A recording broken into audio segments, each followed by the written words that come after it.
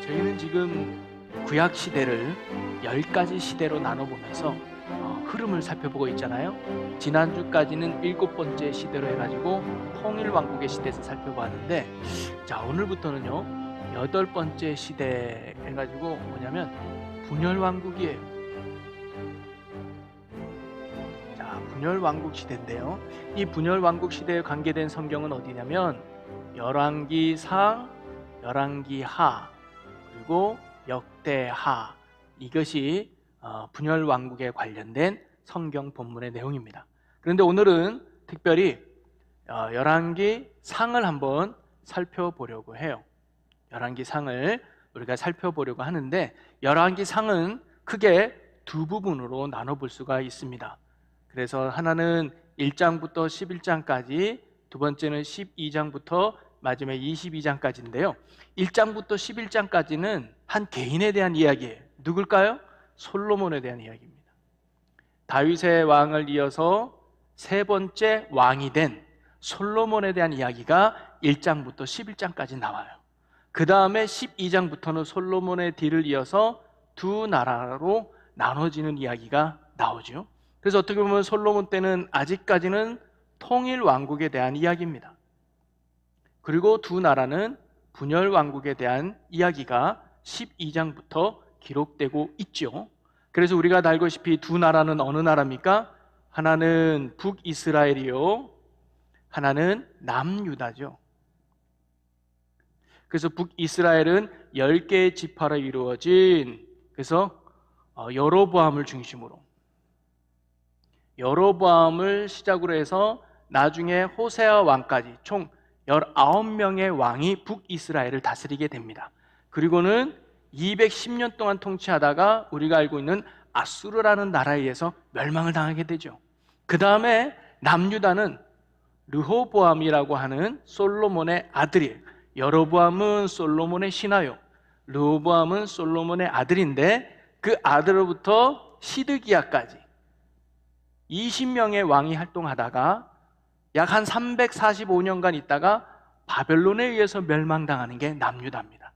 자, 그러면 이 두 나라가 왜 분열하게 되었는지, 그리고 이 두 나라는 어떠한 절차와 또 역사가 있는지는 우리 다음 주부터 더 세밀하게 살펴보도록 하고요. 오늘은 이 솔로몬에 대해서 한번 마지막 살펴보려고 합니다. 어떻게 보면 솔로몬은 통일왕국에서 분열왕국으로 넘어가게 되는 중요한 역할을 감당하고 중요한 기준이 됐던 사람이 바로 솔로몬이거든요. 그래서 오늘은 우리가 솔로몬 왕에 대해서 한번 살펴보려고 하는데요. 자, 1장부터 11장까지를 다시 몇 개의 구조로 우리가 나눠볼 수 있을 것 같아요. 자, 뭐냐면 1장부터 2장까지는 솔로몬의 왕국을 확립하는 이야기입니다. 그가 왕이 되고 그 다음에 왕정을 만드는 그런 이야기가 나온다면, 그 다음에 3장부터 8장까지는 솔로몬의 업적이 기록되어 있어요. 자, 어떤 내용인지 우리가 좀 이따가 살펴보기로 하고요. 9장까지. 그 다음에 10장은 뭐냐면 솔로몬의 그 외의 업적과 그의 부귀와 영광이 10장에 또 잘 묘사되고 있습니다. 그리고 마지막 11장에는 뭐냐면 솔로몬의 쇠퇴예요. 바로 솔로몬의 범죄가 마지막 11장에 기록됩니다. 그래서 잘 나가던 솔로몬이 이 11장에 가서 와르르 무너지고 인생이 꺾이게 되는 게 바로 이 11장이에요. 그리고 12장부터 우리가 잘 알고 있는 두 나라로 분열되는 이야기가 나오죠. 어떻게 보면 북이스라엘과 남유다도 나눠지게 되는 결정적인 이유가 바로 솔로몬의 범죄함 때문이라는 사실을 우리가 알 수가 있어요. 자, 그 내용은 차츰차츰 우리가 한번 살펴보기로 하고요. 그러면서 오늘은 이 솔로몬의 통치에 대해서 11장에 나오는 1장부터 11장 나오는 내용들을 우리가 전체적으로 한번 간략하게 살펴보도록 하겠습니다. 자, 첫 번째는 뭐냐면 왕으로서의 등극과 그의 왕정을 만드는 이야기입니다. 자, 열왕기상은요 누구의 이야기부터 시작했냐면 노년의 다윗에부터 이야기가 시작돼요. 다윗이 이제 거의 죽기 직전의 이야기부터 솔로몬이 시작되는데, 다윗이 나이가 많고 이제 거의 죽어가는 그 시기에 왕궁에 있어서 가장 뜨거웠던 이슈가 있었는데, 그게 뭐냐면 다윗을 대신해서 누가 왕이 될 것인가 라고 하는 이야기가 왕궁 안에서 중요한 이야기거리가 돼버렸어요. 그러면서 왕이 계승을 들고 알게 모르게 줄다리기가 생기고 세력들이 만들어지기 시작했죠. 그 중에 가장 먼저 왕이 되고자 세력을 만들었던 사람이 다윗의 맏아들인 아도니아였습니다. 이 아도니아가 장자의 명분을 가지고 본인이 왕이 되려고 했죠. 그리고 이 아도니아를 따르는 추종 세력들도 만만치 않아요. 누구냐? 다윗을 따르던 그 당시 측근들이 다 아도니아 편에 붙었어요. 그래서 제사장인 아비아달, 그리고 당시 최고의 군대 장관이었던 요압이 바로 아도니아에 붙어서 왕이 되기를 부추겼다 이 말이죠. 그래서 어떻게 보면 아도니아가 왕이 되는 것은 시간 문제예요. 누가 봐도 차기 대권은 누가 되는 거예요? 아도니아가 되는 거예요. 그러니까 제사장도 붙고 요압도 붙고, 그리고 주변 사람들은 야, 다음의 왕은 보나마나 아도니아야, 이건 시간 문제야 라고 봤던 거죠. 근데 이들이 간과했던 게 하나 있습니다. 누구냐면 바로 밧세바와 솔로몬을 간과했던 거예요. 사실 다윗은요, 밧세바를 참 아끼고 사랑했습니다. 자, 이 아도니아가 왕이 된다는 이야기를 딱 듣고 누가 먼저 나서느냐? 나단 선지자가 나서요. 이 나단이 그 이야기를 듣고 밧세바를 찾아옵니다. 그러면서 밧세바, 부인이요, 지금 아도니아가 왕이 되려고 하는데 빨리 당신은 왕에게, 다윗 왕에게 가서 솔로몬이 왕이 되려고 얘기해야 돼. 안 그러면 큰일 나. 그래서 밧세바가요, 다윗 왕궁에 들어갑니다. 그러면서 왕이요, 전에 왕이 저에게 말씀하지 않았습니까? 내 아들 솔로몬을 왕으로 삼는다고 했는데 지금 아도니아가 왕을 되려고 이렇게 계략을 피고 있는데 왕 못 들어줬습니까? 이러다가는요, 아도니아가 왕이 될 판입니다. 그러니 왕은 빨리 다음 왕을 선포해 주십시오라고 부탁을 해요. 그리고 다윗 왕이 그 얘기를 들으니까 두 가지 마음이 들어요. 하나는 뭐냐면 내가 아직 왕을 세우지 않았는데 지들이 왕이 될 거라고 떠들어 괘씸했겠죠. 또 하나는 정말 밧세바와 그런 약속을 했고 밧세바를 사랑하고 솔로몬 왕도 사랑했거든요. 그래서 다윗이 아도니아 모르게 궁중 안에서 다음의 왕은 솔로몬이라고 선포해버리는 거예요. 갑작스럽게 말이죠. 그랬더니 그 이야기를 들은 백성들이 큰 박수를 칩니다. 그런데 아도니아가 이 박수가 뭐냐 알아보니까 다윗이 솔로몬을 왕을 시켜서 사람 백성들이 환영하는 박수입니다. 그랬더니 아도니아와 그 추측들이 깜짝 놀란죠. 야, 우리가 왕이 될 줄 알았는데 다윗이 솔로몬을 선포했다고? 야, 이제 큰일 났다. 괜히 여기 모였다가 우리가 역적으로 모일 수 있으니까 뿔뿔이 흩어져 버려요. 그리고는 솔로몬이 왕이 된 후에는 아도니아와 그를 추종했던 무리들을 다 몰아내고 무찌르게 되죠. 그리고는 자기 사람들을 중심으로 해서 새롭게 정계를 개편하면서, 쉽게 말하면 장관도 새로 뽑고 자기 측근들을 세워가지고 자신만의 든든한 왕국을 세우는 이야기가 바로 1장부터 2장까지 솔로몬의 이야기에 나와요.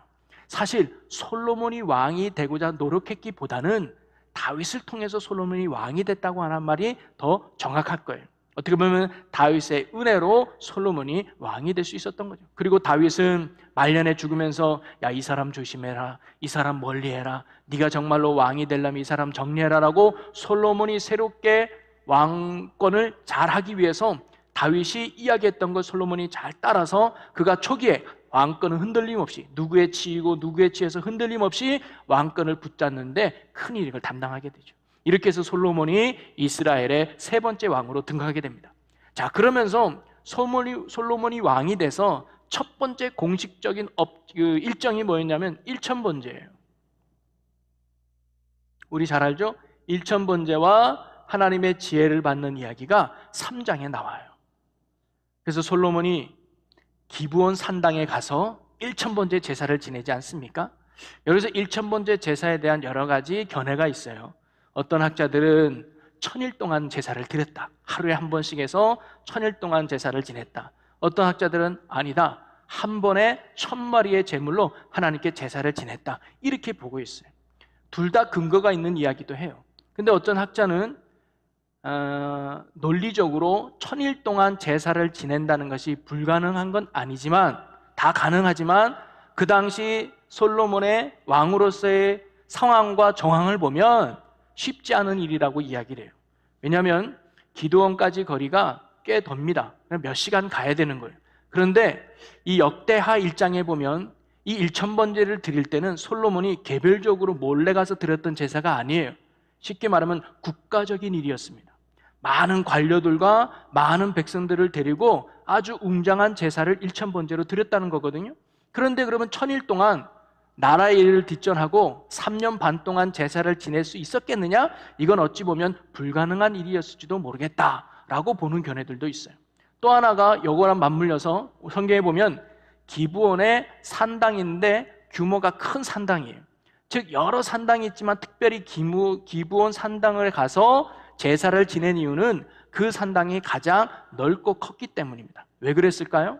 많은 제물을 한꺼번에 드리기 위해서 그가 거기를 선택했다고 보는 거죠.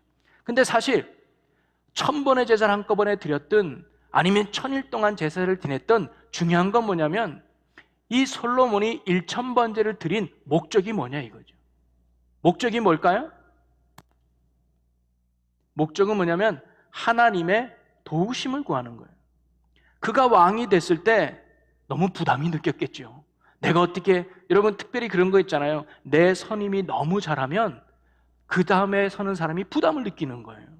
그래서 이 솔로몬도 내가 어떻게 이 왕으로서 잘 통치할 수 있을까?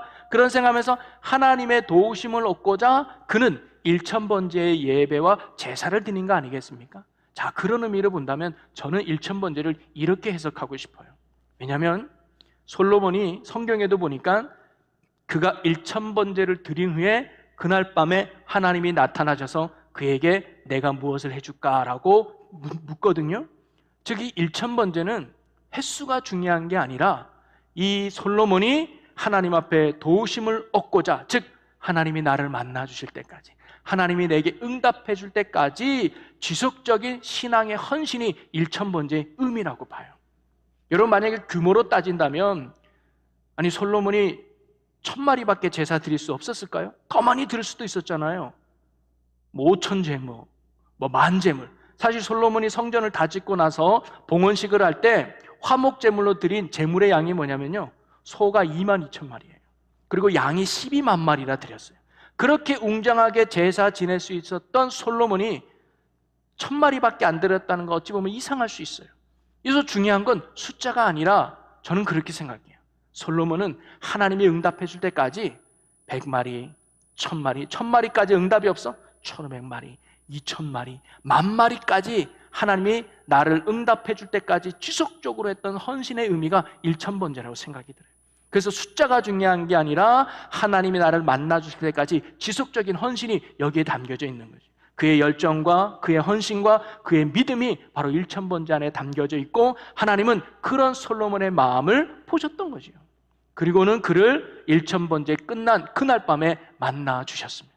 그리고는 내가 너에게 무엇을 해주기를 원하느냐라고 하나님이 묻죠. 그리고는 솔로몬이 뭐라고 대답했어요? 3장 9절에 보니까 누가 주의 이 많은 백성을 재판할 수 있사오리이까 듣는 마음을 종에게 주사 주의 백성을 재판하여 선악을 분별하게 하옵소서. 1000번제를 해서 하나님의 도우심인데 뭐예요? 듣는 마음을 달라는 거예요. 그러면 이 듣는 마음이 뭐냐면 귀를 기울이는 마음이거든요.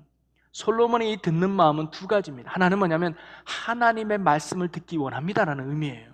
하나님, 내가 이 백성의 많은 문제를 내가 판단하고 결정하고 도와줘야 되는데 나는 몰라요. 나는 어려워요. 하나님이 내게 지혜 주셔서, 하나님이 내게 말씀해 주셔서 이 백성들을 올바르게 판단하고 올바르게 인도할 수 있도록 하나님이 나를 도와주셔야 합니다라고 마음으로 듣는 마음을 달라고 해요. 또 하나는 백성들에게 억압하고 착지하고 주문하고 명령하는 왕이 아니라 백성들에게 듣는 왕이 되게 달라요. 그래서 백성들이 뭐가 힘든지, 뭐가 어려운지, 뭐가 고통인지를 잘 들어서 그들을 정말 잘 되게 만드는 그런 왕이 되고자 하는 듣는 마음의 지혜를 바로 솔로몬이 구했다는 거죠. 이것은요, 솔로몬이 왕이 되었을 때 자신의 영광과 자신의 힘과 자기의 부귀영화를 강구한 게 아니라 하나님의 백성을 위한, 하나님을 위한 이런 기도를 했다는 것이 하나님의 마음에 합하게 와닿은 거예요. 그래서 하나님은 솔로몬에게 뭐라고 말씀합니까? 3장 13절에 보니까 내가 또 내게 구하지 아니한 부귀와 영광을 내게 주노니 내 평생의 왕들 중에 너와 같은 자가 없을 것이라. 하나님은요, 듣는 마음뿐만 아니라 뭐예요? 너에게 부와 영화까지 주시는 하나님의 또 다른 축복의 열매까지 솔로몬이 받게 됩니다. 이렇게 줬던 이유는요, 바로 솔로몬의 겸손한 믿음 때문입니다. 겸손한 믿음 때문이에요. 왜냐? 두 가지를 고백합니다. 하나는 뭐냐면 하나님이 나의 왕이라는 고백이에요. 하나님, 내가 지금 이스라엘의 왕이 됐지만 내가 왕이 아닙니다. 하나님이 왕입니다. 하나님이 다스려 줘야 합니다. 그래서 하나님의 말씀이 내게 임하고 나는 그 말씀으로 이스라엘 백성들을 통치할 뿐입니다. 진정한 왕은 하나님입니다라는 신앙 고백이죠. 그리고 또 하나는 뭐냐면 이스라엘 백성은 내 백성이 아니라 주의 백성이라는 거예요. 내가 부리고 내 마음대로 일꾼으로 삼고 나의 종으로 삼는 백성이, 즉 왕을 위해서 존재하는 백성이 아니라 이 백성은 하나님의 백성이기 때문에 잘 섬겨야 된다. 하나님의 백성이기 때문에 이들이 뭐가 힘든지 뭐가 어려운지를 잘 듣고 그들을 도와야 된다. 그것이 하나님이 나를 왕으로 통치한 이유다라는 사실을 바로 솔로몬이 깨달았던 거예요. 그래서 솔로몬 초기에는 하나님을 향한 겸손한 믿음, 하나님 중심의 신앙으로 출발한 솔로몬이었다는 사실을 우리가 알 수가 있습니다. 자, 그러면서 솔로몬이 이렇게 믿음으로 출발했다가 세 번째는 뭐냐면 이제 솔로몬의 업적이에요. 자, 구체적인 솔로몬의 업적이 나오는데 그 첫 번째는 뭐냐면 그의 지혜로운 통치 부분. 자, 이게 이제 4장에 나오는 내용인데요. 자, 그는요, 이스라엘을 12개의 행정지역으로 나눠요. 그리고는 각 그 행정에 행정장관들을 파송합니다. 그리고는 조직적으로 세금을 걷고 또 성전의 11조를 걷게 돼요. 그리고는 1년에 한 달 정도는 왕실이 백성들에게 음식을 제공을 해요. 그러면서 또한 군대를 동원하여 여러 가지 백성들이 필요한 건축이나 이런 사업들을 돕는 일에 또한 했던 것이 바로 이 솔로몬의 행정적인 통치였습니다. 어떻게 보면 이스라엘 초기 통치는요, 그는 지방 자치권을 유지하는 거예요. 12개 지역마다 행정장관들을 세워서 그 행정장관 중심으로 그 지역을 다스리게 하지만 그들에게만 맡겨놓지 않고 중앙정부가 통치하는 거예요. 그래서 1년에 한 달 동안은 왕궁에서 음식도 나눠주고 필요하면 건설 사업에게 손도 보여주면서 백성들을 섬기는, 이게 오늘날 마찬가지인 거예요. 현대적인 행정 조직이 바로 솔로몬 때부터 있었던 거예요. 지금도 보세요. 충주시 지방자치하지만 중요한 사업 같은 건 정부가 통제하면서 같이 협력하지 않습니까? 그래서 그 지방자치를 존중하되 정부가 도와줄 건 도와주면서 함께 생존하는, 그러면서 이 나라를 더 견고해 가는 거, 바로 현대적인 경영 원칙과 책임을 바로 솔로몬 이 시대부터 사용했다는 거죠. 그래서 역사학자인 요세푸스는요, 성경 인물 중에 가장 탁월한 행정가가 있다면 그는 솔로몬이라고 이야기했어요. 그래서 그는 지혜로 이스라엘을 잘 다스리는 행정가로서 역할을 감당하게 되죠. 자, 그런 후에 두 번째 업적은 뭐냐면 바로 성전을 건축하는 겁니다. 이게 5장에서 7장까지 내용이에요. 여러분, 솔로몬에 있어서 가장 큰 업적이라고 보면 성전 건축 아니겠습니까? 그런데 사실 솔로몬이 성전을 지은 것 같지만 사실 성전은 다윗이 지은 거와 마찬가지예요. 왜냐하면 다윗이 마련한 땅에 다윗이 준비한 설교대에 맞춰서 다윗이 준비한 재료를 가지고 솔로몬이 그냥 지은 것뿐이에요. 그래서 어떻게 보면 성전은 다윗이 지었다고 해도 과언이 아닌 것이죠. 근데 다윗은 성전을 짓고 싶었지만 하나님이 너는 전적으로 많은 사람의 피를 흘렸기 때문에 네 손으로 내가 성전 받는 걸 거부한다. 대신 솔로몬, 즉 평화의 왕으로 상징되는 솔로몬을 통해서 성전 짓기를 원한다는 거죠. 그래서 정말로 솔로몬 때는요, 전쟁이 없었어요. 태평천안을 누렸던, 그래서 그를 통해서 하나님은 성전을 건축받기를 원했던 거죠. 자, 그러면서 여러분, 성전이 몇 년 동안 지어진 줄 아십니까? 맞아요. 여러분 다 마스크 써서 소리가 안 들릴 뿐이지 여러분 지금 다 대답을 하셨네요. 7년이에요. 맞아요. 7년 동안 이제 그 솔로몬이 성전을 건축하게 되죠. 여러분, 출애굽한 지 몇 년 만에, 480년 만에 드디어 이제는 성막에서 뭘로 바뀌었느냐? 성전으로 바뀌는, 출애굽한 지 480년 만에 이런 대변화가 바로 이 이스라엘 땅에 일어난 거예요. 성막은 움직이는 거예요. 여기 있다가 저기. 근데 성전은 이제 붙박이에요. 언제나 영원토록 하나님이 함께 하신다는 신앙의 결단과 고백이 이 성전 속에 담겨져 있는 거죠. 그러면서 우리가 이 성전의 크기는 2배가 됐어요. 크기는 2배가 됐지만 모양은 좀 달라졌어요. 그러나 그 성전이 갖는 기능과 역할은 동일해요. 그런데 이 솔로몬이 성전을 지을 때 특이한 게 하나 있는데, 그게 뭐냐면 2기둥입니다. 2기둥을 세우게 돼요. 제가 그림을 하나, 사진을 하나 준비했는데요. 보여지나요? 네. 왼쪽에 있는 그림이 성전 모형도 그림이에요. 그렇게 성전을 졌어요. 그래서 폭 길이가 27m, 폭이 9m가 되는 성전. 그래서 뾰족 튀어나온 것이 성소와 지성소가 있는 공간이에요. 자, 그런데 지성소와 성주 앞에 보면 기둥이 2개 있어요. 그 오른쪽에 있는 게 그거를 조금 다르게 좀 확대했는 거예요. 그 2기둥이 보이잖아요. 그리고 위에는 백항목 모양으로 만든 거예요. 이런 2기둥을 세워놓은 거예요. 이거는 성막에는 없었던 거예요. 자, 그런데 이 2기둥을 세우는데 이 2기둥의 이름이 뭐냐? 하나는 야긴이요, 하나는 보아스라고 하는 거예요. 우리 교회 찬양단 중에 야긴과 보아스라는 찬양단이 있었어요. 아마 이때 가서 찬양하고 온 것 같아요. 이 야긴과 보아스인데, 이 야긴의 의미는 뭐냐면 그가 세운다. 보아스는 그에게 힘이 있다. 이런 2가지 의미의 이름으로 기둥을 세운 거예요. 이건 뭘 의미할까? 여기서 그는 누굴까요? 하나님이죠. 즉 하나님이 이 나라를 세워줘야 된다. 하나님이 이 성전도 세워줘야 된다. 왕이 다스리는 나라 같지만 아니다. 백성이 잘해야 되는 것 같지만 아니다.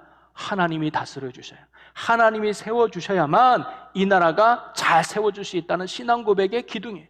또 보아스는 뭐예요? 왜냐? 그에게 힘이 있기 때문이다. 아무리 적군이 세도 하나님이 힘이 있기 때문에 그분이 보호하실 것이다. 그래서 하나님의 힘으로 하나님이 세워가는 민족, 그게 바로 이스라엘이고 이 땅이다라는 신앙 고백이 바로 이 기둥 안에 있어요. 여러분, 우리에게도 이 영적 2 신앙의 믿음의 확신을 가지고 신앙생활 할 수 있는 저와 여러분이 되기를 주의 이름으로 간절히 소망합니다. 하나님이 나를 세워주실 것이다. 그리고 하나님께 힘이 있다. 그러면서 어떻게 될까요? 이 기둥을 볼 때마다 이스라엘 백성들은 뭐 하겠어요? 하나님 앞에 엎드릴 수밖에 없는 거죠. 하나님이 세워주셔야 합니다. 하나님밖에 없습니다. 하나님이 우리의 힘입니다. 성전 올 때마다 그 사실을 기억하는 거예요. 맞아, 하나님이 세워주셔야 되는 거지. 맞아, 하나님께 힘이 있다는 거지. 여러분, 우리 교회 건축할 때 이 기둥이 바로 그 기둥이에요. 우리 성전 1층에도 보면 기둥 2개 있고, 여기도 기둥 2개 있죠. 아도무실에도 기둥 2개가 있어요. 저도 기둥 2개 있어요. 하나, 2개 이렇게. 우리 다 2개 있어요. 여러분도 다 2개 있는 거예요. 여러분, 성전에 올 때마다 우리가 그런 신앙 고백을 하는 거죠. 하나님이 세워주셔야 합니다. 하나님께 힘이 있습니다.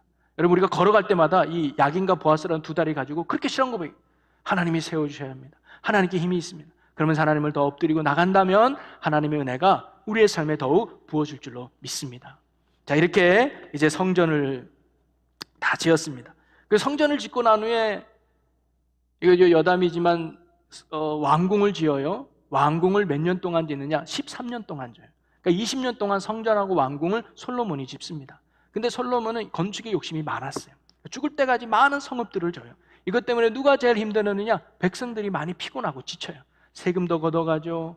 건축하는데 많이 동원되죠. 그것 때문에 많이 지치고 힘들었는데, 요게 나중에 2 나라로 나눠지게 되는 결정적인 계기가 되기도 합니다. 그 부분은 우리가 다음에 분열 왕국을 더 세부적으로 나눌 때 한번 살펴보도록 하죠. 자, 그 다음에 성전을 건축을 끝내고 3번째가 뭐냐면 성전 봉헌식을 하는 거예요. 이게 이제 8장인데, 이건 구체적으로 솔로몬이 하나님 앞에 봉헌식을 하면서 기도를 하는 거죠.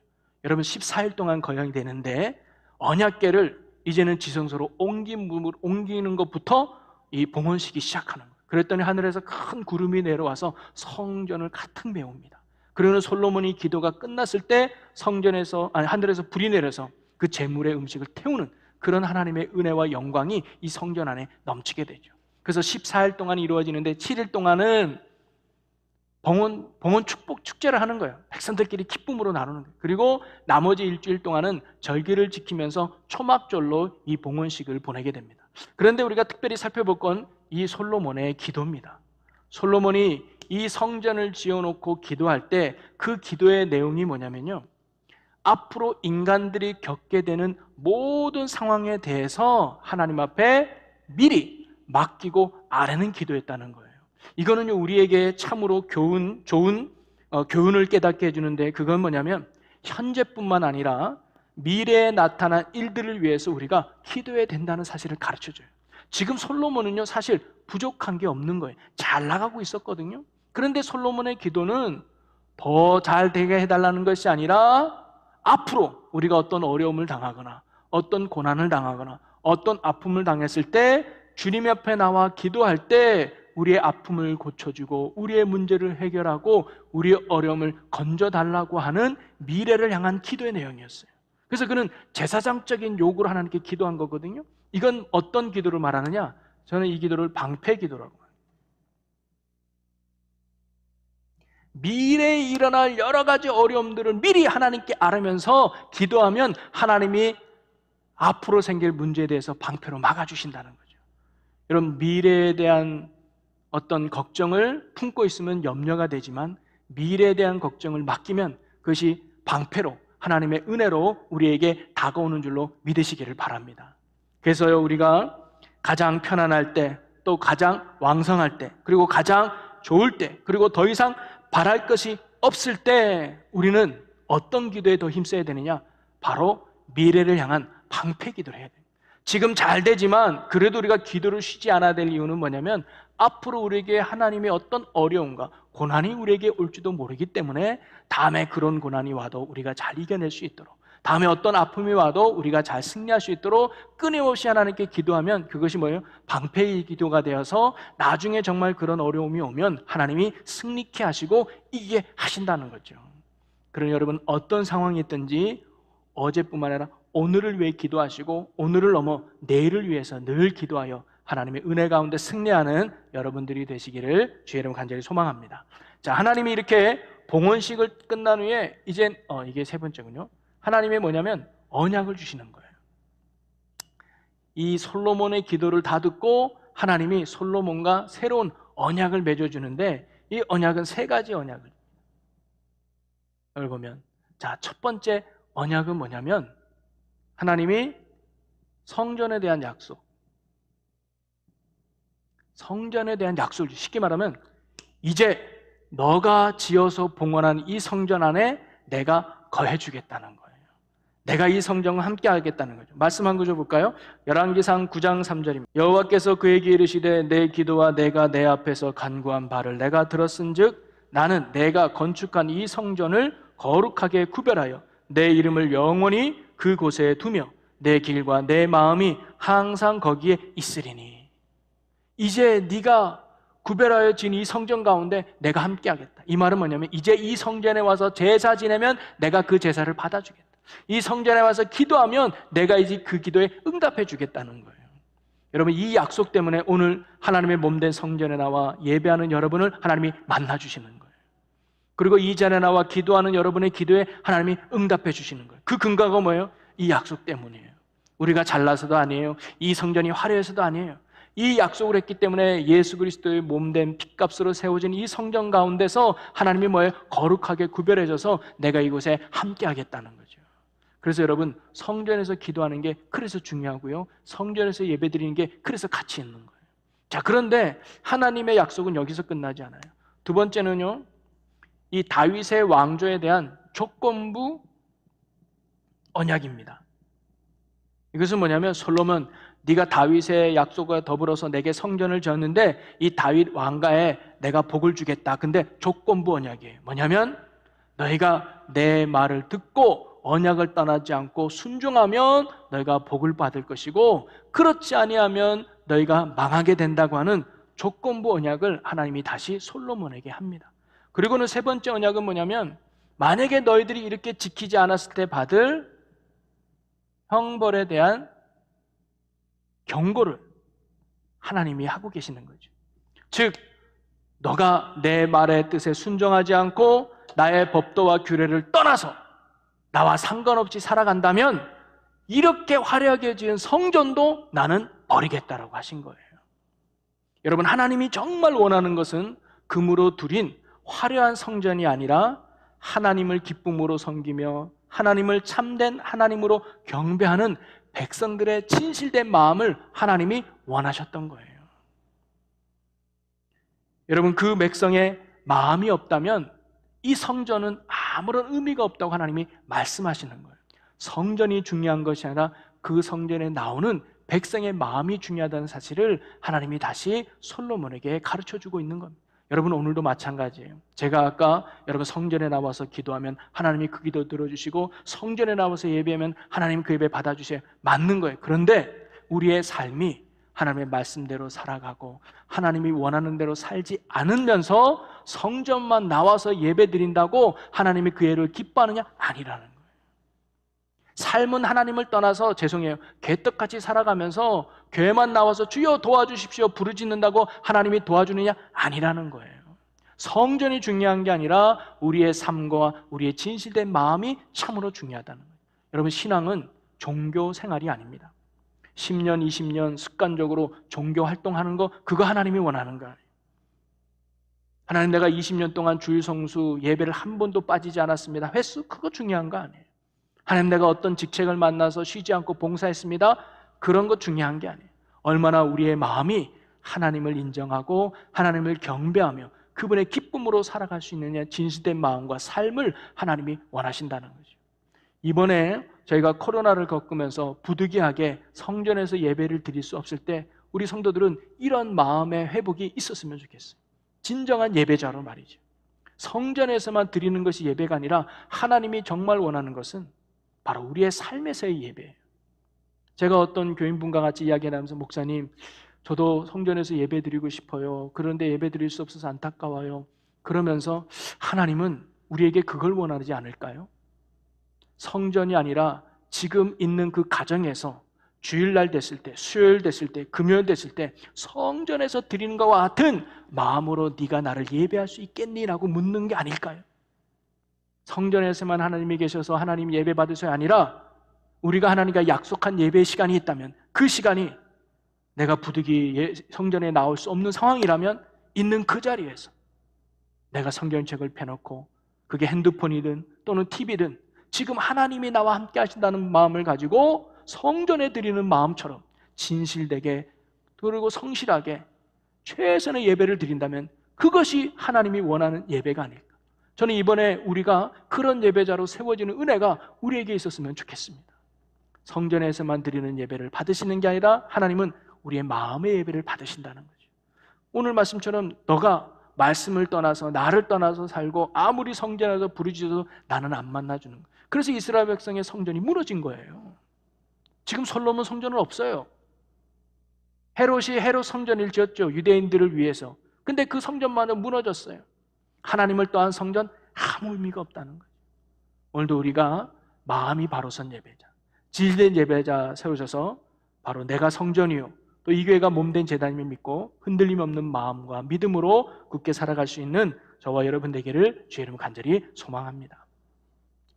그리고 좀 이쪽으로 가볼게요. 자, 이제 세 번째니까 네 번째로 한번 갑시다. 네 번째는 솔로몬의 부와 명성에 대한 이야기가 이제 10장의 마지막으로 또 솔로몬의, 쉽게 말하면 가장 잘 나갈 때를 다시 한번 10장에서 기록해 주고 있습니다. 솔로몬의 지혜가 이방 나라들에까지 널리 알려지게 되죠. 그 지혜가 견줄 수 없이 뛰어나다는 사실을 강조하면서 외국 통치자들로부터 선물이 오게 되고 조공을 바치게 되면서 솔로몬의 부와 명성을 성경은 설명해 주고 있어요. 솔로몬이 얼마나 위대한지, 솔로몬이 얼마나 뛰어난지 사람들이 알아서 선물 갖다 주는 거예요. 알아서 기른 거예요. 그게 솔로몬 때의 가장 부귀영화예요. 그래서 솔로몬의 어떤 왕정 기간 동안 국내외적으로 최고의 절정을 이루며 가장 평화로웠던 시기가 바로 솔로몬 때의 시기였습니다. 솔로몬의 통치 기간 동안 황금이 얼마나 흔했는가를 예증하기 위해서 금으로 만든 방패 500개나 만들고, 왕궁에는 황금 그릇과 잔, 성전의 황금 기물들에 대해서 10장에 쭉 나열해주고 있어요. 그러면서 10장 27절에 이렇게 표현이 있어요.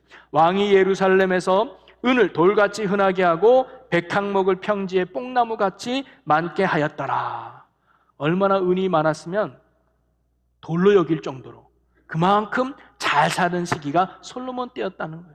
그러면서 여러분 10장에 보면 스바 여왕이라고 나와요.